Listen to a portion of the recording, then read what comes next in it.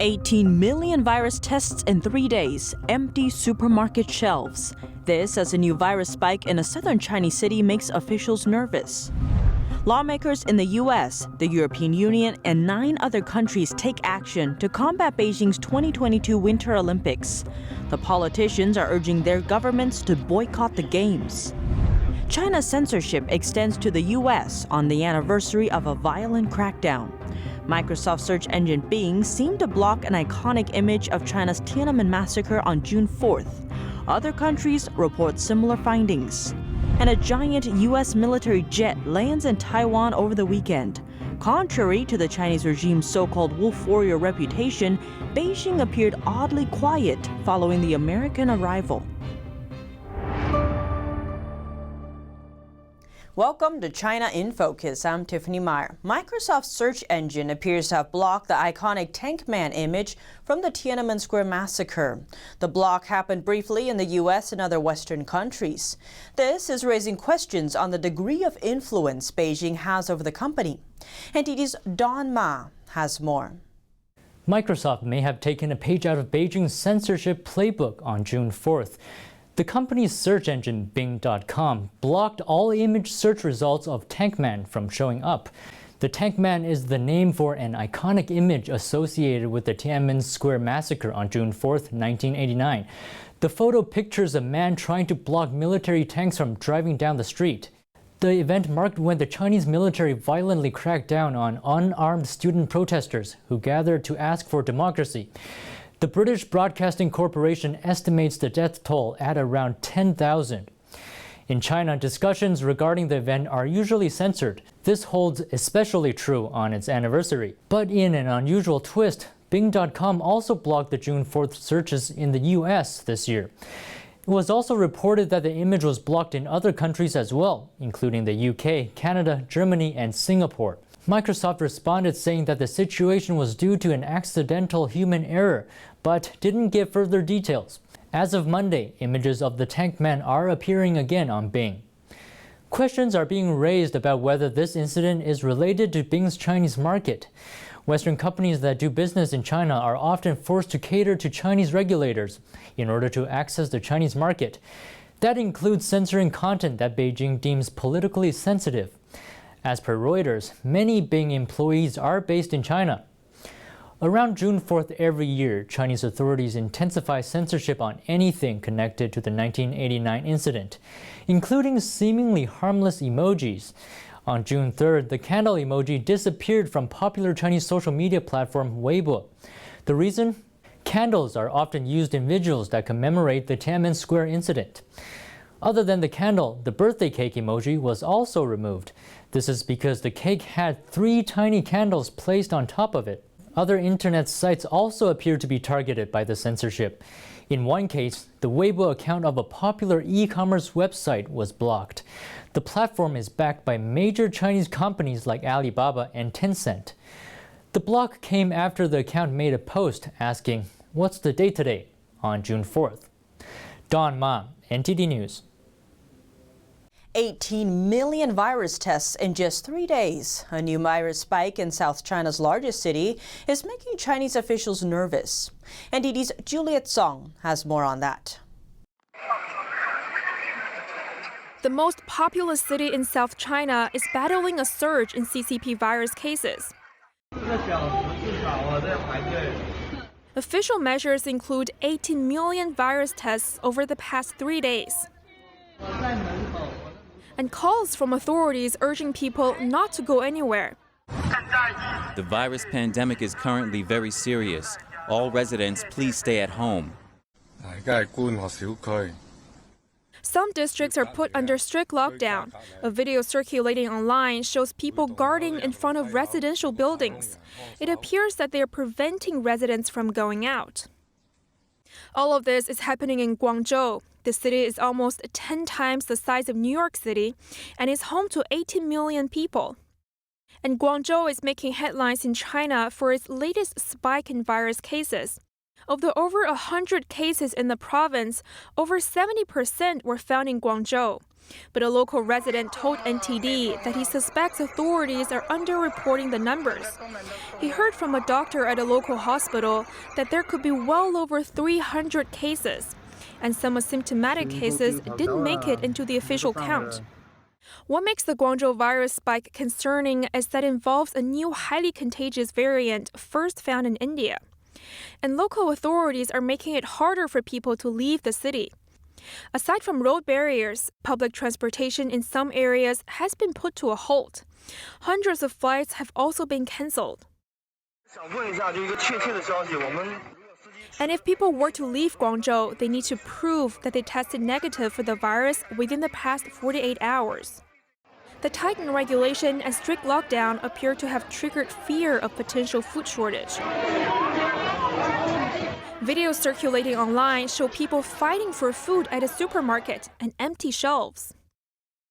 Areas near Guangzhou are also on alert. Guangzhou sits close to Hong Kong and Macau, and authorities there are now requiring those who arrive from high-risk areas in Guangzhou to undergo a 14-day quarantine. Juliet Song, NTD News. A popular Chinese blogger will have to spend 8 months in jail over a social media post. His crime? Questioning China's official death toll from the border clash with India. A popular blogger is behind bars in China. That's after questioning the country's official data on Chinese troops' bloody border clash with Indian soldiers in Galwan Valley. 38-year-old Qiu Ziming is an internet personality known by the screen name Labi Xiaoqiu. He has 2.5 million followers on Chinese social media platform Weibo, but he was sentenced to 8 months in jail on Monday. A local court accused him of online humiliation or using insults against martyrs under China's freshly amended criminal law. That's according to the Chinese Communist Party state-run newspaper Global Times. Last June, the military clash in the high-altitude Galwan Valley killed 20 Indian soldiers. A month later, China revealed that it had lost 4 soldiers.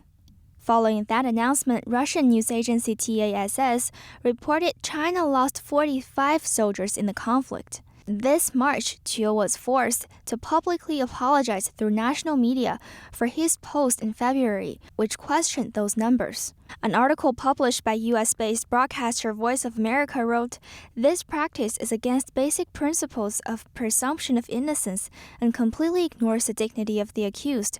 That's a showcase of Communist China's so-called rule of law." A U.S. military jet was in Taiwan this Sunday. It was carrying a U.S. delegation that met with top Taiwanese officials. And the delegation also announced plans to donate CCP virus vaccines to Taiwan.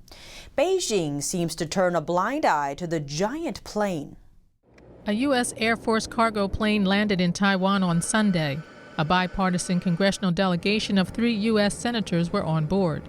They met with Taiwanese President Tsai Ing-wen and made an announcement to donate 750,000 doses of CCP virus vaccines. But Chinese state-owned media didn't report on the trip. On Monday, the Chinese Foreign Ministry spokesman also sidestepped a question about the military jet and only criticized the U.S. lawmakers for visiting Taiwan. He repeated Beijing's usual diplomatic demands for the U.S., asking it to cut off official contact with Taiwan, but didn't mention the U.S. military jet. Beijing's silence prompted heated discussion on social media, with some mocking the CCP's so-called red line rhetoric. Communist China has never ruled Taiwan, but has long claimed it as part of its territory. Last August, CCP mouthpiece Global Times said if U.S. military jets make takeoffs and landings in Taiwan, they are crossing China's red line.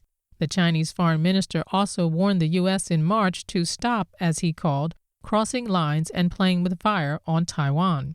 A Chinese netizen mocks the CCP for not responding to the U.S. military jet's landing in Taiwan, saying if American imperialism dared to cross our bottom line, we will draw in a new bottom line.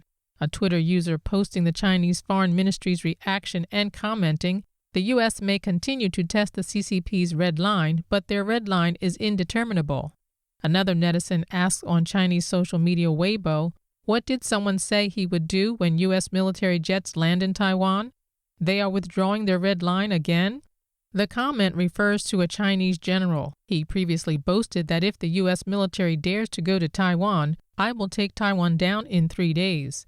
The netizen mocks his comment, saying 2 days left.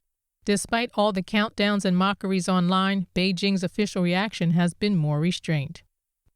The U.S. said Sunday it will donate 750,000 COVID vaccine doses to Taiwan. It's part of the U.S.'s plan to share shots globally. The United States is donating 750,000 vaccines to Taiwan as part of Washington's plan to share shots globally. The donation is a major boost for the island, which is struggling with a spike in domestic cases. The announcement was made by U.S. Senator Tammy Duckworth, who along with 2 other senators arrived in Taiwan from South Korea on Sunday. President Tsai Ing-wen said the vaccines would be a great help with their fight against the virus. We are very grateful to the Biden administration for extending their hands and adding Taiwan to the first batch of vaccines being shared abroad. We also thank the 3 senators who are present here for their great efforts in helping to organize this. The vaccines are timely for Taiwan, and your assistance will be etched on our hearts. Taiwan reported more than 340 new coronavirus cases on Sunday. Only around 3% of its 23.5 million people have been vaccinated, with most getting only the first shot of 2 needed. Taiwan has complained about China trying to block the island from accessing vaccines internationally. Beijing, which claims the democratically ruled island as its own, denies this. China has offered Taiwan Chinese-made vaccines, but the government in Taipei has repeatedly expressed concern about their safety. Coordinated action is underway to boycott the 2022 Winter Olympics in Beijing. The U.S., the European Union, and 9 other countries are getting involved. Lawmakers from those countries have launched a number of resolutions and motions, urging their governments to decline China's Olympic invitations for the Games. The moves cite Beijing's widespread human rights violations. The Inter-Parliamentary Alliance on China, or IPAC, is coordinating the efforts. The organization is made up of a cross-party group of legislatures from democratic countries with a focus on relations with China. They published a joint statement on Monday stating separating politics from sport does not permit turning a blind eye to industrial-scale human rights abuses. In the U.S., a bipartisan resolution has also been submitted to Congress. It calls on the International Olympic Committee to search for a replacement for Beijing and select a new host country for the 2022 Winter Olympics. Across the pond, a UK Parliament member submitted a formal debate opposing UK representation in Beijing's Games. That, along with a motion to boycott the Games.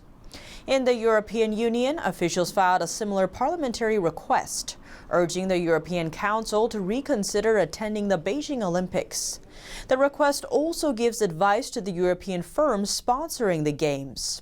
As for other nations, parliaments from Germany, Canada, Italy, Czechia, Switzerland, Lithuania, Sweden, and Denmark are also getting involved. On Monday, U.S. Secretary of State Blinken said the U.S. was consulting with allies on a shared approach to the Beijing Olympics. The 2022 Games are scheduled for February of next year. Florida is taking action against hostile regimes that want to infiltrate the state, especially Communist China. Governor Ron DeSantis signed 2 bills today targeting corporate espionage and foreign grants. NTD's Allison Lee has that story. There is no single entity that exercises a more pervasive, nefarious influence across a wide range of American industries and institutions than the Communist Party of China. Florida Governor Ron DeSantis signed 2 bills into law on Monday that aim to protect his state from influence from the Chinese Communist Party, or CCP, and other hostile foreign regimes. The governor tells NTD something needs to be done because the situation has already got out of hand. That there's a lot of people in the United States who benefit from the largesse that's provided by the Communist Party of China. I mean, there's a reason why these athletes and these movie studios and big tech will grovel in front of the CCP. They're very critical of things that happen in the U.S., yet they won't be critical when you have slave labor camps and all these other things there that government is overseeing in China. And I think the reason is the financial. One of the new laws bans trade secret theft and trafficking and increases penalties for such crimes. Those that steal for foreign regimes will face even higher penalties. And you can't just have a state-controlled company come in from China and think that that's going to happen without there being any accountability or any transparency. And so if you look at how they're influencing, universities are one of the top ways they're doing it. Business community, obviously, very much. And then entertainment, media, and big tech. The other law requires all state agencies and local governments to disclose any foreign gifts or grants of $50,000 or more. The same rule applies to all entities that take grants from or have contracts with Florida state agencies or local governments. And it does more than that. We don't allow agreements directly from the CCP with some of our universities. So like these Confucius Institutes are gone in Florida. That's not going to happen. And so I think we have the most robust protections against CCP influence that any state's done so far. The law singles out 7 regimes and will scrutinize them harder. Communist China, Russia, Iran, North Korea, Cuba, the Maduro regime of Venezuela, and Syria. The Act on Foreign Grants will take effect July 1st, and the Act on Corporate Espionage October 1st. Allison Lee, NTD News. The majority of Americans now believe that the pandemic came from a Chinese lab. This, according to a recent poll by a UK-based data research and analytics firm. The poll surveyed 1,500 Americans. It asked whether they think the virus came from a Chinese lab, but ignored the question of whether it was man-made or naturally mutated. Nearly 60% of respondents said that it definitely or probably originated from a lab. About 20% said that the virus definitely or probably didn't come from the facility. The rest answered that they don't know. In the same poll, about 10% more supported the idea this year compared to last year. This increase comes amid renewed interest in the lab origin theory. Last month, President Biden ordered a 90-day investigation to further probe the origins of the virus. He said the lab theory is not being discounted, but for quite some time, the idea was dismissed and labeled a conspiracy theory. Governmental memos obtained by American magazine Vanity Fair shows that only a few months ago, there was still resistance towards investigating the origins of the virus within the U.S. government. Vanity Fair reports that a couple of months ago, former CDC Director Robert Redfield even received death threats after saying he believed in the lab origin idea. Top Republican lawmakers are demanding that Fauci's emails be unredacted, and they want him to testify before Congress. This comes as former State Secretary Mike Pompeo confirms intense opposition from within the U.S. government to investigating the Wuhan lab. Here are the details. Former Secretary of State Mike Pompeo confirmed on Thursday that his efforts to understand how the CCP virus spread from China to the U.S. met with opposition from within the State Department and intelligence bureaucracies. On Thursday, Vanity Fair reported that key officials deep within the State Department tried to keep the public from knowing that the U.S. had supported gain-of-function research at China's Wuhan Institute of Virology. That kind of research focuses on ways to make viruses more contagious and transmissible to humans. When asked about this, Pompeo described a contentious battle. U.S. tax dollars partially funded that research as far back as 2012 through the NIH and nonprofit EcoHealth Alliance. Documents show that about $600,000 of a grant given to EcoHealth Alliance was channeled to the Wuhan lab to research coronavirus in bats. The director of EcoHealth wrote Fauci an email thanking him for publicly stating scientific evidence supports a natural origin for COVID, not a lab release. Fauci replied saying, "Many thanks for your kind note." EcoHealth didn't immediately reply to NTD's request for comment. House GOP lawmakers are demanding Fauci's communications be unredacted. They also want him to testify. Fauci told CNN and MSNBC the email from EcoHealth has been misconstrued. Responding to a question about whether he had a cozy relationship with researchers at the Wuhan lab, he said, "That's nonsense. I don't even see how they get that from that email." Fauci has denied that his agency, the NIAID, was involved in gain-of-function research on viruses. The White House responded after Fauci's emails were dumped. Press Secretary Jen Psaki says Fauci is an undeniable asset amid the pandemic. The former White House testing czar, Admiral Brett Garrar, told Fox News Fauci lied about the origin of the virus in 2020. He says Fauci pushed the possibility of the virus developing naturally, without sufficient data. Fauci's book, Expect the Unexpected, was pulled from online stores. The publisher said the release was connected to a documentary, but was up for sale prematurely. Senator Rand Paul criticized the book, calling it science fiction. And former President Trump says Fauci needs to answer a lot of questions. Trump said U.S. money going to Wuhan started under the Obama administration, but Trump ended it. Trump wants to know what Fauci knew about gain-of-function research and when he knew about it. Hungarians are protesting against plans to open a Chinese college campus in their country. Thousands of protesters marched through Budapest on Saturday. Thousands of Hungarians protested on Saturday against a proposed Chinese university campus in Budapest.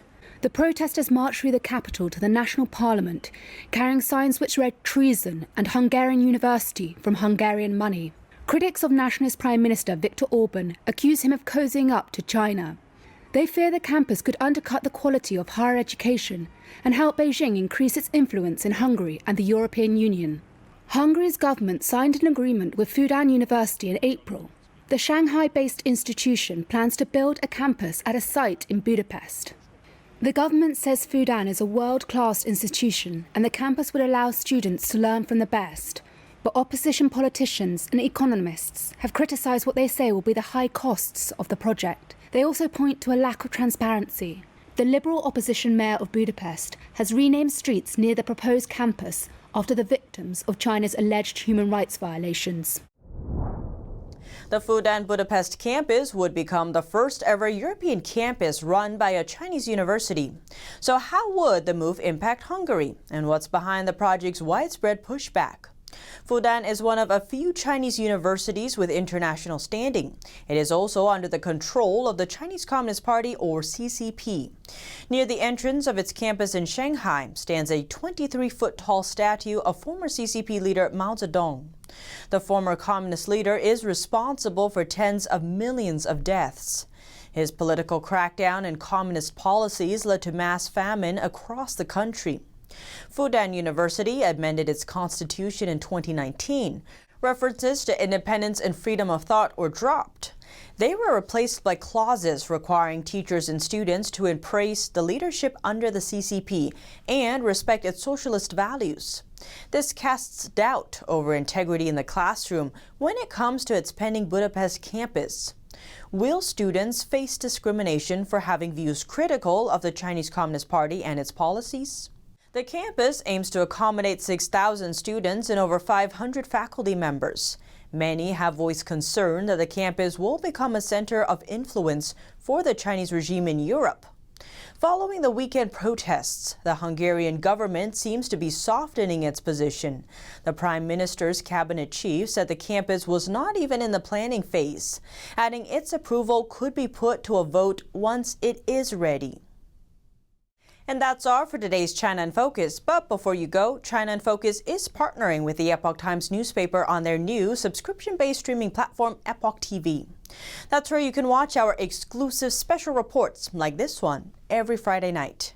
In them, we'll explore questions like how China lures in foreign companies to steal their technology, how the Chinese regime is actively collecting health data on people around the world, how the ancient Chinese philosophy of good governance differs from the current-day communist regime, and much more.